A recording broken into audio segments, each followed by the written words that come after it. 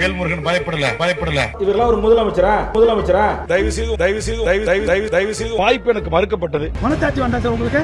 அந்த நாய் ஒன்னு கேள்வி கேட்க சொல்லிச்சா? ஒரு சில விரல் விட்டு எண்ணக்கூடிய அமைச்சர்களுக்கு பிடிக்கல. ஐயோ நான் அதுக்கெல்லாம் தயாரா இருக்கிறேன். டயர் நக்கி எடப்பாடி என்று சொன்னார்கள். டயர் நக்கி எடப்பாடி பேசுறத கேக்குறீங்களா? உங்களை மக்கள் செருப்பாலே அடிப்பாங்க விரட்டி. நீங்க வந்து அங்க எம்எல்ஏ பேசுவீங்களா? திமுக கூட்டு வச்சுட்டா ஒட்டி வாங்கிட்டா.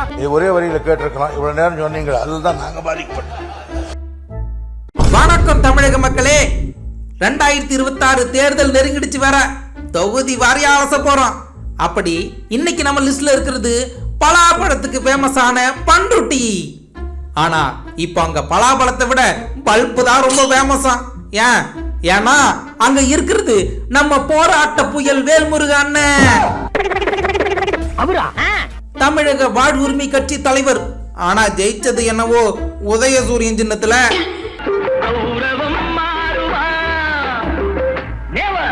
அண்ணனோட ஸ்டைலே தனிதான். சட்டசபையில அண்ணன் பேச ஆரம்பிச்சா மத்தவங்க பேசுறதுக்கு வாய்ப்பே தரதில்ல. அரசியல் நடத்துறியா, அராஜகம் நடத்துறியா? குறிப்பா நம்ம மூத்த அமைச்சர் துரைமுருகன் கிட்டயே வம்பிழுத்து உங்ககிட்ட நான் படிக்கல அப்படின்னு பஞ்ச் டைலாக் பேசுறதுல அண்ணன் பிஸ்தா. இல்ல சத்தத்தெல்லாம் ரைஸ் பண்ண கூடாது வேல்முருகன். அதெல்லாம் உட்கார்ந்துட்டு இந்த வார்த்தையெல்லாம் மிரட்டெல்லாம் விடக்கூடாது. உட்காருங்க. சரி, அண்ணன் தொகுதிக்கு என்ன பண்ணாருன்னு கேட்டா,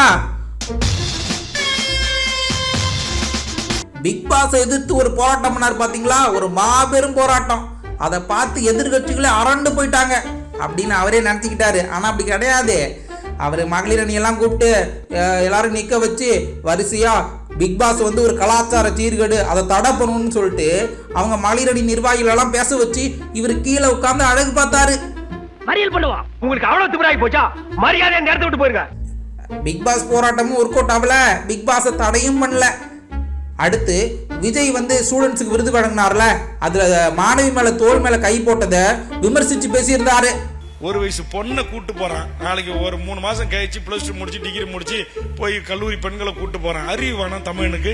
அப்பா இறகல, ஆத்தா இறகல, ஆயிரக்கணக்கான ஊடக பத்திரிகை இறகல, ஒரு சினிமா கூத்தாடி பையனை கட்டி பிடிச்சி லிப்ஸ்டிக் கொடுக்கறத அனுமதிக்கிறேன். விஜய் வந்து இப்படி சர்ச்சையா பேசி நம்ம பெரிய வாழ் அப்படின்னு நினைச்சு பேசியிருந்தாரு. ஆனா மாணவி மேடையிலே ஒரே போடு போட்டுச்சு பாருங்க, விஜய் வந்து எங்க அப்பா மாதிரி, அவரெல்லாம் நீங்க அப்படி பேசக்கூடாது அப்படின்னு சொன்னதும் வேல்முருகன் கண்ணு கலங்கி வீட்டுல ஒரு இடத்துல உட்காந்துக்கிட்டாரு. பாவம். நாங்க எப்படி உணர்றோம் அப்படின்னா, எங்க அப்பாவா எங்க அண்ணாவா எங்க உயிரா வந்து அவங்கள வந்து நான் கருதுறோம். அப்படி இருக்கப்ப வந்து அவங்க சொல்றதை இப்படியே வந்து அவங்க குடும்பத்துல இருந்து அப்படி ஒருத்தவங்க யாராவது சொல்லுவாங்களா? ஏன்னா விஜய் அடிச்சு நம்ம பெரியவான்னு பார்த்தா நம்மள அடிச்சு உட்கார வச்சுட்டாங்களே அப்படின்னு வேல்முருகன் அண்ணன் பாவம் ரொம்ப சோகத்துல மூழ்கிட்டாரு. 90களில் பிறந்தவன் 2000ல பிறந்தவன் என்னை பார்த்து கேள்வி கேட்கிறான், என் குடும்பத்தை பத்தி எழுதுகிறான். ஏன்னா அண்ணன் இதுக்கு முன்னாடி டோல்கேட் அடிச்சு பெரிய பப்ளிசிட்டி தேடிட்டு இருந்தாரு. டோல்கேட்டா போயிட்டு கட்டண உயர்வு அந்த பிரச்சனைன்னு சொல்லிட்டு அடிச்சு பேசிட்டு இருந்தாரு. இப்போ விஜய் அடிச்சு பெரிய அளவான்னு பார்த்தா கடைசியில நம்ம வேல்முருகன் அண்ணன் உட்கார வச்சுட்டாங்க. இடியே ஆனாலும் தாங்கி கொள்ளும் இதயம். மக்கள் பிரச்சனைக்காக போராடுறது நல்லதுதான். ஆனா 2021 இருந்து 26 வரைக்கும் பண்ருட்டி மக்கள் தொழிற்சாலை பிரச்சனைக்கு தீர்வு. ஆனா அண்ணனும் சட்டசபையில மைக்கு கிடைச்சா போதும், ஈழத்தமிழர் பிரச்சனையில இருந்து உலக அரசியல் வரைக்கும் பேசிட்டு இருப்பாரு. அண்ணன் கொஞ்சம் பண்ருட்டி பக்கம் திரும்புங்கண்ணே, நாங்களும் கொஞ்சம் பேர் இருக்கோம் அப்படின்னு அந்த மக்கள் காத்துக்கிட்டு இருக்காங்க. பண்ருட்டி முந்திரிக்கும் பலாப்பழத்துக்கும் ஜிஐ டேக் வாங்குறதை விட நம்ம அண்ணன் மத்த அமைச்சர்களோட சண்டை போட்டு வாங்குற டேக் தான் அதிகமா இருக்கு. உனக்கு திக்கு இருந்தால், திராணி இருந்தால், வக்கு இருந்தால். மக்கள் என்னவோ எங்க வேல்முருகன் பாத்தீங்களா, எங்க தொகுதி எம்எல்ஏ பாத்தீங்களா, அவரை காணுங்க, ரொம்ப நாளா தேடிட்டு இருக்கோம் அப்படின்னு எம்எல்ஏ காணும்னு தேடிட்டு இருக்காங்க. இன்னும் 5 வருஷத்துக்கு ஓட்ட பத்தி பேசுறதுக்கு உங்களுக்கு யோக்கியதே இல்லடா. அண்ணன் என்னடானா உறுதிமொழி குழு தலைவரா ஒரு ஊரா விசிட் அடிச்சிட்டு இருக்காரு. சொந்த தொகுதிக்கு கொடுத்த உறுதிமொழி என்னாச்சுன்னு கேட்டா அது வரும் ஆனா வராது அப்படிங்கிற ரேஞ்சில தான் போயிட்டு இருக்காரு. தொகுதி மக்களுக்கு ஒண்ணும் அந்த அளவுக்கு சிறப்பா செய்யல. ஆனா ஜெயிச்சனால எந்த பயனும் இந்த தொகுதிக்கு செஞ்ச மாதிரி எனக்கு பலாப்பட சீசன் வருதோ இல்லையோ, இந்த தேர்தல் சீசன் வந்துட்டா போதும் நம்ம ஊரு போராட்ட புயல் வேல்முருகன் மைக் முன்னாடி வந்து பேச ஆரம்பிச்சிருவாரு. பேசுவாரு விடிய விடிய பேசுவாரு. ஆனா என்ன பண்றது, மக்கள் பிரச்சனை ஏதாவது போய் கேட்க சொன்னா எனக்கு எதுவும் தெரியாதுப்பான்னு வீட்டுக்குள்ளேயே உட்காந்துப்பாரு. ஏன்னா அண்ணனோட பர்ஃபார்மன்ஸ் அப்படி. அது சரி, அவங்கள நம்ம வாயை பார்த்து பார்த்து வருஷ கணக்கா பழகிட்டாங்கல்ல, கண்டுபிடிக்கத்தானே செய்வாங்க.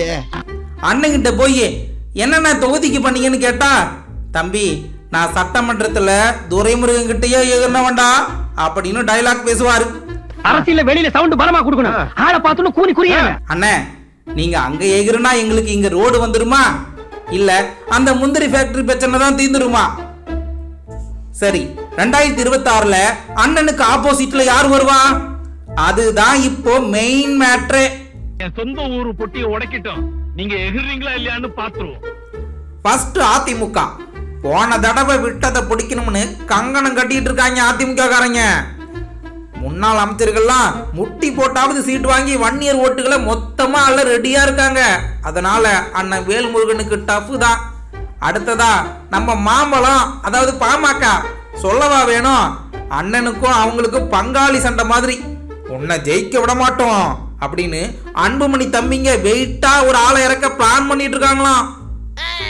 அடுத்து நம்ம புதிய தளபதி விஜய், இவர் தான் இப்போ பெரிய தலைவலி.